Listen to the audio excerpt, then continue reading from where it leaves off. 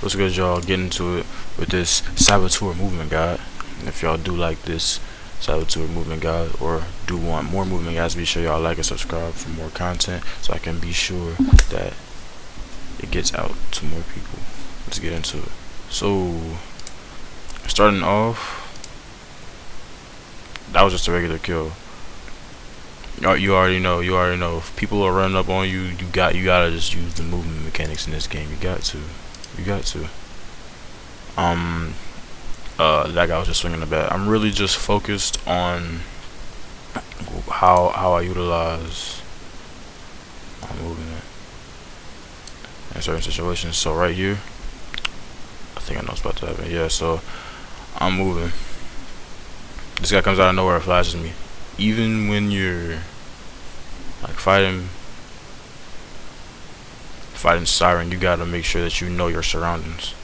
Depending on what character you're fighting should depend on what method you use to fight that person, you know what I mean? So like if you're fighting Scholar, make sure that they are indoors so they can't really fly around as much. You see what I'm saying? If you're playing with Saboteur, kind of fight them from a distance. You know, if it's with Siren, the same kind of idea, you know. So it's just that type of thinking, that type of ideology when it comes to playing Bloodhunt. I think he was just ducked off in the corner somewhere. I used moving to my advantage to get back in the cover, get that easy knock. Obviously getting third party, but that guy was a bot. So that trap that I had placed earlier, after I had knocked this guy, this trap right here, placed that. He ends up running into that. Took off a cool 153 HP. So that's an easy kill, no question. Don't really gotta do too much if you know how to use your character.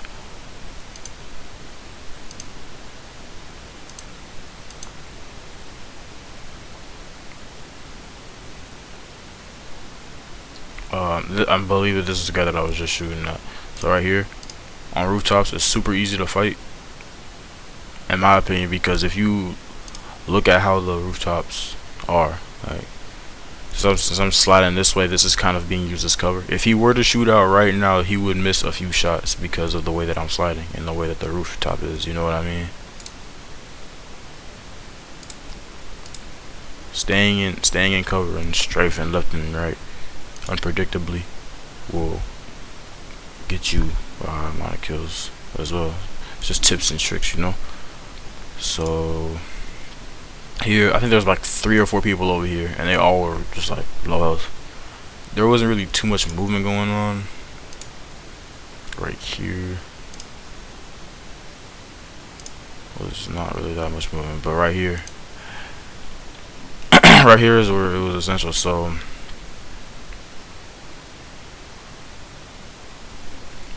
right there, I think I hit like all but a few headies. So after I got this kill, I'm reloading. I have a gold AK, keep that in mind. So I go invisible to keep up the momentum. And that recoil control was just amazing because, like I said, it's a gold AK. But the centering, so long as you have good centering in video games, like that's just a basic thing. Like if you have good centering, you're gonna be a decent gamer. If you have decent centering, you're gonna be a decent gamer. Everything is based off of your centering and how you know the mechanics. Before I get into this fight, there was a Bloodhunt player to my left. The reason he's Bloodhunted is because he's in a fight. So I'm not focused on that guy right now. I'm focused on this guy because I know that there's nobody else over here. At least that's what I'm assuming, because he's not Bloodhunted. The other guy is. So, you know. So I'm obviously gonna go for him. Fight him. You know, now with the Warden, if you make a Warden player go immune, you've obviously got them weak, and they can't really move too much. You feel what I'm saying? And I couldn't move too much because I was shackled, and I didn't feel like losing all that HP. That was just gonna slow down my game. So what I did was I timed the little gas bomb, threw it at the car. The moment he went on immune, he just took all that damage from the gas bomb and the toggle shots. So that was a little easy, you know. So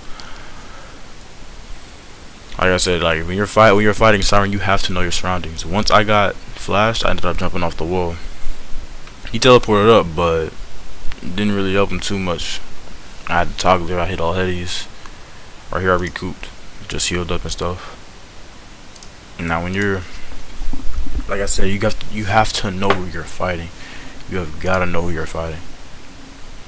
When I fight people, like, I mean, one thing I have in common is I'm always moving, but depending on what character you're fighting, depends on what you will use to take down that opponent. Keep that in mind. That is essential. Right here, there was no movement. It was just good aim.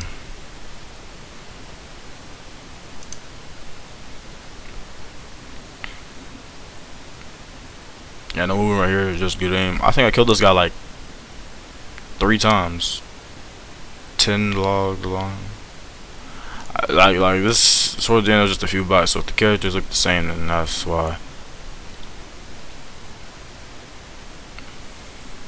You know what I'm saying? Okay, so look right here.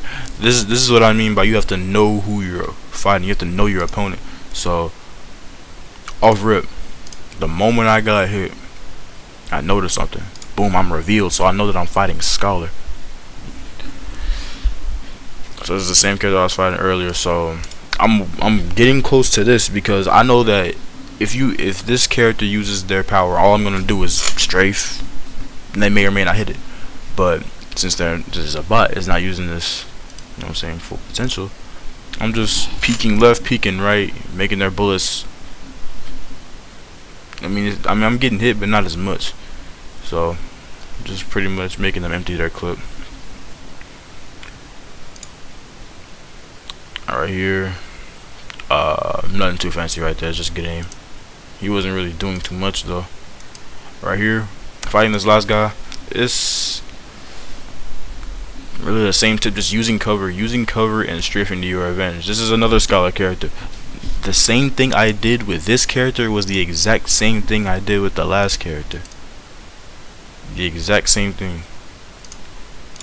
The exact same thing right here. I got close to cover and I started strafing left and right. But since I couldn't strafe left with this character, well I could, but it's kind of blocked off. It wouldn't have been as effective. So strafing, moving, utilizing cover to your advantage, and boom, you know, it's a little easy win. You gotta know who you're fighting, and you can know that you can know their weakness, and you have to know your own weaknesses too, so you don't fall into their baits, their traps, this, that, and the third. But I hope y'all enjoyed that little movement guide, little tips and tricks vid. If y'all got any questions, leave them in the comments. If y'all got any tips for me, leave them in the comments. And I'll see y'all later. Peace.